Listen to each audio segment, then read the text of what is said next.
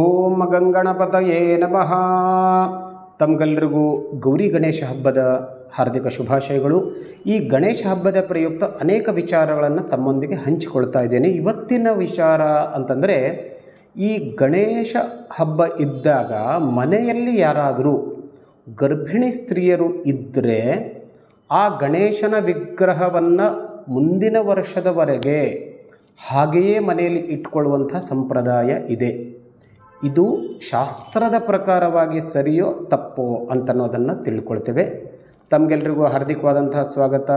ವೀಕ್ಷಕರೇ, ಒಂದು ವೇಳೆ ನಮ್ಮ ಚಾನಲನ್ನು ಸಬ್ಸ್ಕ್ರೈಬ್ ಮಾಡದಿದ್ದರೆ ಖಂಡಿತವಾಗಿ ಸಬ್ಸ್ಕ್ರೈಬ್ ಮಾಡಿ. ಅನೇಕ ಉಪಯುಕ್ತ ಮಾಹಿತಿಯನ್ನು ನೀವು ತಿಳ್ಕೊಳ್ಬಹುದು. ನೋಡಿ, ಇವತ್ತಿನ ವಿಷಯ ಅಂತಂದರೆ, ಒಂದು ವೇಳೆ ಗಣೇಶ ಹಬ್ಬದ ಸಮಯದಲ್ಲಿ ಸಂದರ್ಭದಲ್ಲಿ ಮನೆಯಲ್ಲಿ ಯಾರಾದರೂ ಗರ್ಭಿಣಿ ಸ್ತ್ರೀಯರಿದ್ದರೆ ಹೆರಿಗೆ ಆಗುವವರೆಗೆ ಆ ಗಣೇಶನ ವಿಗ್ರಹವನ್ನು ವಿಸರ್ಜನೆ ಮಾಡಿಕೊಳ್ಳದೆ ಹಾಗೆ ಮನೆಯಲ್ಲಿ ಯಾವುದೋ ಒಂದು ಡಬ್ಬದಲ್ಲಿ ಹಾಕಿಬಿಟ್ಟು ಇಟ್ಟುಕೊಳ್ತೇವೆ. ಇದನ್ನು ನಮ್ಮ ಉತ್ತರ ಕರ್ನಾಟಕ ಭಾಗದಲ್ಲಿ ನಮಗೆ ನೋಡಲಿಕ್ಕೆ ಸಿಗುತ್ತೆ.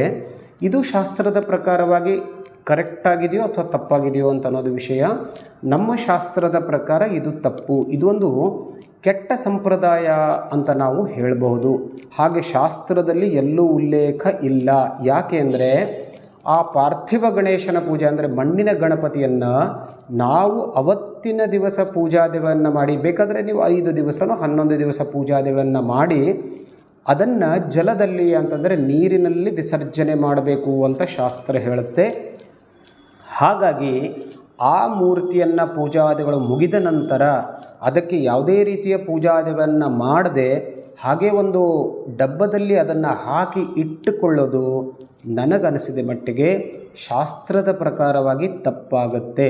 ಹಾಗಾಗಿ ಆ ಗಣೇಶನ ವಿಗ್ರಹವನ್ನು ವಿಸರ್ಜನೆ ಮಾಡೋದು ಒಳ್ಳೆಯದು. ಇದು ಶಾಸ್ತ್ರಕ್ಕೆ ವಿಹಿತವಾದದ್ದು.